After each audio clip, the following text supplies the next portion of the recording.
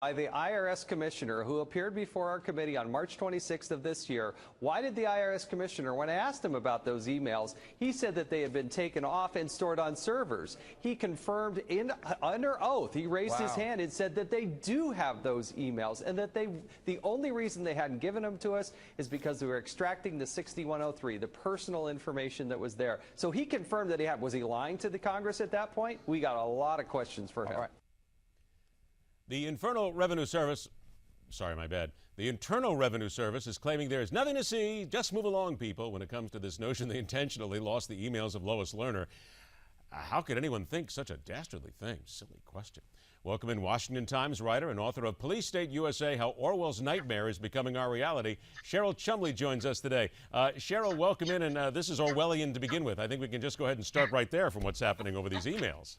It certainly is, and thank you very much for having me, but that's an apt description, Orwellian. Let's discuss this now and find out about this, and let's try to get down to some truth here, because you have one side that says you had them, one side you didn't have them, we had the hard drives, we didn't have the hard drives. Okay, from a factual standpoint now, what do we know? Well, I think factually the IRS itself admitted months ago that they had the emails, and now all of a sudden, a week ago, they're coming up short.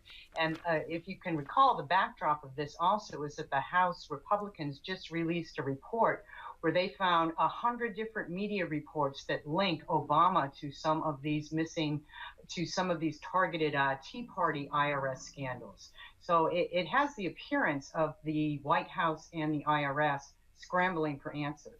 Now, and it comes, if there is such, and I guess this is what a lot of people will ask, we're going to provide them to the committees, they were going to make them available, and all of a sudden they disappear now. Is there any explanation, or explanation at least at this point from the IRS, as to why there's all of a sudden two different stories? Well, the IRS says that the servers have been scrubbed, that the emails cannot be found, that they spent considerable time trying to find these emails, and they didn't report previously to Congress because they wanted to know the scope of the email disappearance before reporting. But that's just disingenuous. We have an IRS, rabid, out of control IRS that has already been found to target Tea Party groups as they try to obtain their nonprofit status, and it's not believable to most Americans. Well, we talk about this too, and we certainly have always discussed this with regard to the IRS and the targeting of the Tea Party group. Actual evidence now that we can finally say, and we've been saying for quite some time, there is evidence that there were certain groups that were targeted. It exists, so stop asking if that's even part of the equation here. Yes, I thought that was a settled issue, that in fact there were certain IRS agencies and agents who were targeting Tea Party groups. I thought there was no argument about that any longer. The larger issue now is what's going to be done about it, and that's where the IRS is scrambling, because of course they don't want accountability. And let's point this out too in a lot of the articles as well, and what a lot of people have said. We have, of course, these wonderful geniuses in IT. They know a lot more than we do when it comes down to hard drives. And they say that these emails, or at least portions of them, can be retrieved, correct? Yes, and I think the best thing that Americans can take away from this is what Congressman Paul Ryan queried when he said, if an average American told the IRS, sorry, I don't have my 7 years records because my email got lost, or my computer crashed, the IRS wouldn't go quietly and take that as a justified excuse. So why should we as American people be letting the IRS do the same? I think that the American people themselves are going to be asking a question. You just brought up a great point. When the IRS talks, people listen, they bark, and we have to move, and there's no two ways about it here. What we're seeing right now in this trail that is going on about these Lerner emails, what I hear from most people is this going to change anything? Will this be the genesis of any sort of move to actually make the IRS more receptive, more provable in what they do, and at least change the way things are? Or is this just another useless example, a useless circus that's going on? Well, I would say my theory on that is under this present administration, nothing's going to change. Why should it? This administration, every week, one scandal after another, nothing changes, few held accountable. And you have to remember that the IRS has a new role in overseeing Obamacare.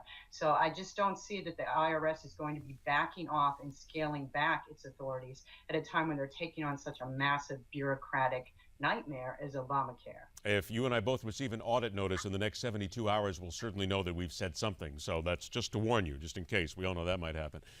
Let's move on here to what has gone on in Washington. House Indiana is the whip. That's all been taken care of. Is there really any reason to think that this is a major earthquake shakeup at this time?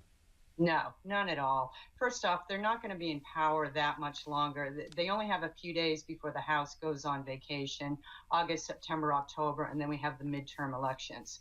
Second off, there's no reason to believe that this new House Majority Leader is going to be a Tea Party darling or come in with all kinds of reforms. Already, pro-amnesty groups have petitioned him to bring to the House floor for a vote some amnesty issues. So it seems more of the same. Another Eric Cantor taking over. Is McCarthy going to be able to do anything? Let's put the two of them together here and we look towards certainly the midterms. McCarthy and Scalise, will they have anything of substance to really do, realizing, of course, they only have so far to go, but should we look for anything here in this short term? Well, I looked at his statement when he won, and it was basically a big PR statement where he said that he hoped to bring the GOP together in wisdom to listen. That doesn't really sound like any earth-shattering movement afoot. Let me ask you then, you just brought up a great point here, because every time we hear a lot of these folks talking, we hear the words, bring the GOP together. There's a tremendous amount of discussion about that now, how fractured the GOP is in many ways, and we're always talking about ways to bring them together. You follow this, you look at it, you write about it here. In your opinion then, what does the GOP need to do at this point in order to bring themselves together, at least by the midterms, certainly by 2016? What they mean when leadership on Capitol Hill in the Republican Party say to bring the GOP together is they mean quiet down the Tea Party so they can win elections. I don't see any indication that the leadership in the Republican Party has an open arm embrace of more Tea Party, conservative, traditional type Republicans. There's a good point between Tea Party and the standard conservative Republicans. If we keep talking about this and thinking that someone's got to bend eventually, that there has to be a give, where is that most likely to come? The Tea Party is giving a little bit into the basic conservative base, or the conservative base having to move over to where the Tea Party is? It's going to be a tough fight because if you look at one of the core issues facing America right now, it's immigration. And if you have Republicans on Capitol Hill in key positions of power wanting to side with Democrats and the Obama administration to push amnesty, there's some staunch resistance to that. And that's something that I think more traditional conservative type Republicans look at as an issue where you can't easily cave or make concessions. Cheryl? Yes, it would be nice if it was the amnesty crowd, but that's going to be a hard argument to make. And I think that's pretty much going to take over the rest of Obama's administration. With the rest of his administration, then, with that taking it over, then, let's look at the Democrats right now. They see some of these changes here, McCarthy, Scalise, some of these little things that are going on. Is there anything that the Democrats are going to use here, or that you see will be a good thing for them to use in order to start going back after the Republicans? Any little piece of strategy there that they can glean from all this? Well, you already saw Democrats coming out right after the Virginia election where Eric Cantor lost to Dave Bratt. You already saw them taking up the Tea Party chant and trying to paint that as if it were an election. The Tea Party, the rabid right group, the right wing of the Conservative Party won.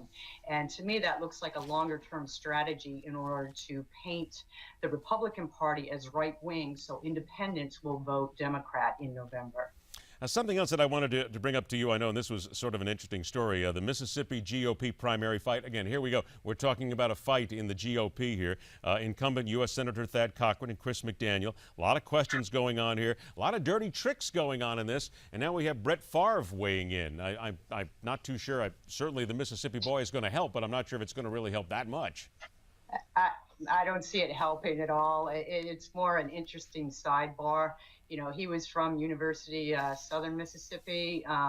You know, he's speaking in Thad Cochran's favor, but he does not compete when you consider Sarah Palin has come out in Chris McDaniel's favor. And when you consider that McDaniels is painting himself as the constitutional candidate who will return this nation to founding father roots. And you have Cochran out there making curious statements talking about his youth and doing strange things with farm animals. It doesn't seem like Brett Favre is going to boost his poll points. I'm sorry I laugh because I've interviewed Brett Favre several hundred times, and it's just hysterical to hear that, because Brett certainly is a unique individual. Let's go ahead and leave it at that. 30 seconds we have here. Your book, of course, Police State USA, How Orwell's Nightmare is Becoming Our Reality. Are we moving a little bit closer to that every single day? Definitely, without a doubt. Immigration alone will push us over, but radical environmentalism, militarization of police, just watch the news and see. We'll try to at least make something and get a positive spin on it. Who knows? Maybe we can get Brett Favre to go ahead and help us on that one. If we get him, maybe he'll make everybody forget their troubles at this point. Cheryl, it's a pleasure to have you on the show again. Thank you so much for joining us. Have a wonderful weekend. You too. Thank you. All right. Cheryl Chumley from the Washington Times. Yeah, I'm just going to leave it at that about Brett Favre being his own man. Let's just stop right there and we'll go on. Although I'm sure people have forgotten a lot of what's gone on. We don't forget to ask you about social media every day right here on MidPoint, because we want to hear what you have to say about the issues. The things we talk about and the things that you want us to talk about is important. Send us a tweet at MidPoint TV. Drop us an email, connect@newsmaxtv.com, and also on Facebook at /MidPointTV. I keep saying this, but I got to get on Facebook and start talking back. We'll talk back again right after the break, because here on MidPoint, we question everything.